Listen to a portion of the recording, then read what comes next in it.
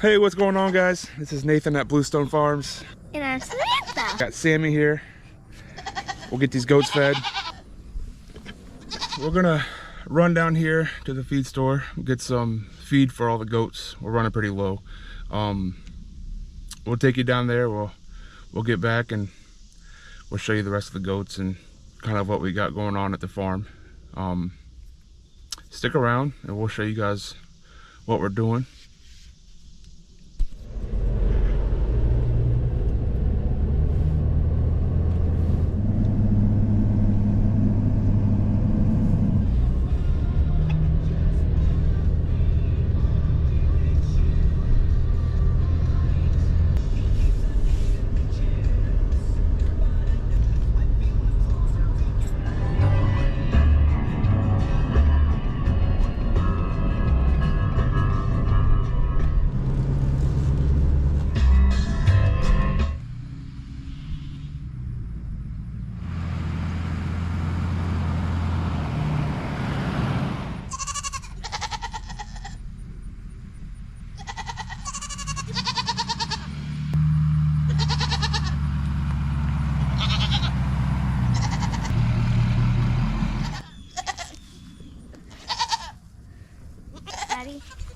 Alright, let's get this fence turned off real quick. Dad, Yeah, Bubba. Brown is really a mini Mrs. Brown, literally. Alright, let's get this feed out.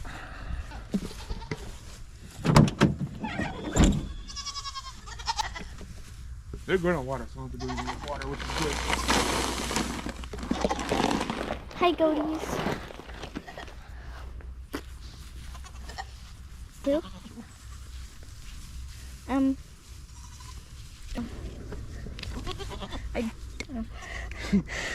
Here. Thank you. Alright. These guys are hungry. They're cranky. Should be wearing flip-flops. Gonna go. Alright, we'll put this right here right now. Oh, they're all gonna come in here. Montana's so big. Daddy, Yeah. there's a wasp nest. Is there a wasp nest up there? There is one up there. That's a pretty good size one. We gotta take care of that. Goats. Yeah, I'll help you out. I'll give them a scoop each. Okay. Come on, guys. Yep. Yeah, they're coming out. Perfect. Oh, Nestle's. Alright, that one's give them about a scoop of this stuff. Kind of let them free choice at it out here. Oh my. Right when it came out, they just got scared. See, they're going for the mineral. We had a buckling that I picked up, what was it, about last November, sometime in that frame. And I believe the people we had got him from either weren't exactly aware of his age or weren't really truthful about his age. When I got him, he seemed pretty small, but when I put him in with all the does, because he was only supposedly 8 or 10 weeks old, I only put him in with all the does for probably about just a couple weeks while I had another pen being built at the time. And sure enough, he ended up getting Miss Brown here, Nestle here, and then Midnight, the larger black one right here. Oh. He ended up getting them all pregnant, and we ended up having 5 babies total this spring, kind of unplanned. Yeah. We had 4 girls or 4 does and 1 buckling. Which is, the buckling was Rocky, which is in with Yeti, the new goat that's up top over there. And But these are all the goats we currently got. And Holstein. this here's little Montana, and that's the brown one right there. That's Nestle's baby, the big brown one. That's Nestle's baby, and Rocky was also Nestle's baby, the only boy. Miss Brown, that one, she's the mom to this one, the blue-eyed black one, and this buckskin colored one. Mini Brown. That's, her name's Eclipse, and that's Mini Brown. And then Sky, the white and black one, she was, Midnight Sky. yep, Midnight had her as a single baby. And I'm kind of worried about when that happened, because Midnight was pretty young when she got pregnant. But she had one baby, and the baby was fine, which is Sky, and she's done great. She's no issues. So I love we rabbits. had so many kind of unplanned pregnancies in the goats this year. Milk and go. We had prior goats have birth, and we've, like with Nestle, we've milked her out for quite a while. And deep summer this summer, and we just didn't have the time to milk twice a day. Plan was to hopefully have Nestle get pregnant and Miss Brown get pregnant this fall and have winter babies, or late summer and then have fall babies, and we can milk throughout the winter. But that's kind of out of the question right now, and stuff happens. That's the way of life. But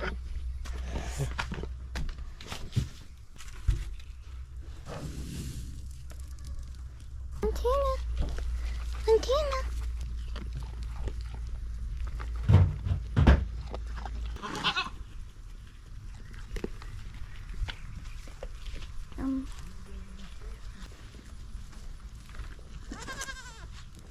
This is my favorite goat.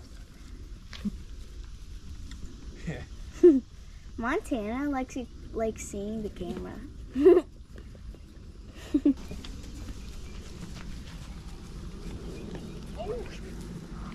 Are you okay? yeah, about bust my foot. Need help? Big mess. The only one that's not.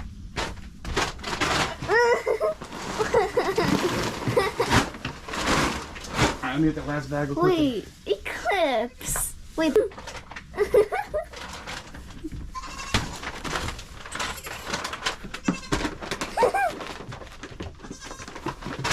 Guys.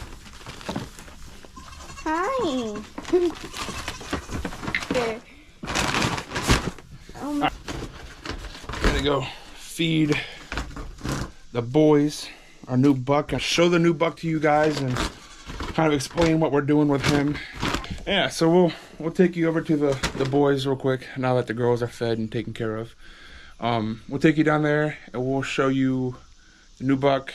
We'll feed them, check their water, and yeah, let's do it. I don't want to mix it up because I don't want to make his stomach upset or.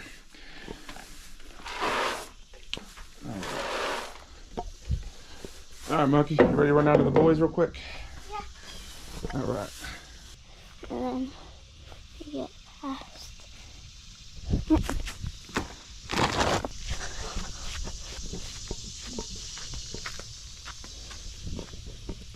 There we go.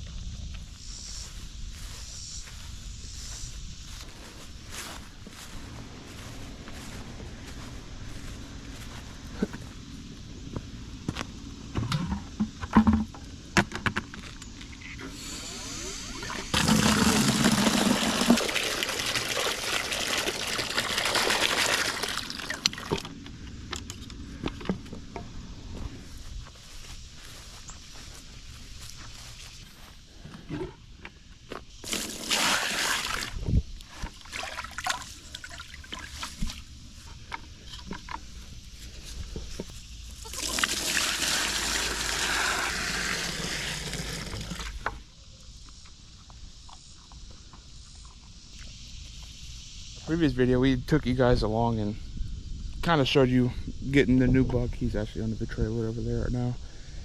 Yeah, I didn't really provide a whole lot of context of why we got a new buck, but we got a new buck. We decided that we wanted to go the registered route. We've had goats coming up on 3 years now. And we've only had unregistered goats. When we first got into the farming hobby farm, we had actually started with goats, and this was 7 or 8 years ago now. We had actually started with goats, and we actually jumped straight into getting registered goats. During the time I was just getting my feet wet with all this, and I didn't really understand the health logistics to all of this and how prone goats can be to sicknesses just from, you know, eating off of short grass if the clouds in the sky don't look right to them. But anyway, so we had a rough go around the first time we had registered goats, or goats at all, and I ended up selling the does, and I ended up buying a registered buck during that time too.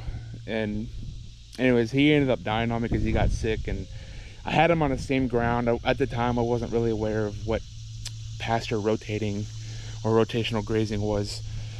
We had gotten those does from the start to get our own milk supply one way or another, and the whole thing kind of fell through. We weren't really educated on the whole situation, didn't know how to treat them quite right, so we really felt discouraged when we had the goats the first time around. And anyways, we ended up selling all the goats to a different farm, and me and my wife decided that we were just going to stop doing goats just because we felt that it was really hard. And like I said, we had just felt really discouraged and kind of just defeated with the whole goat situation. And anyways, fast forward to about 3 or 4 years after that, we decided that we wanted to try goats again, and we had a better understanding of what rotational grazing was at that point. Feed over, don't do that. But anyways, we had a better understanding of what how to rotate them and what to look for and how to stay on top of it all. And so anyways, about almost 3 years ago now, we ended up getting Nestle. That of more so as like a weed eater. We're going to kind of just use her with the Premier One fencing, her and another goat we had gotten at that time.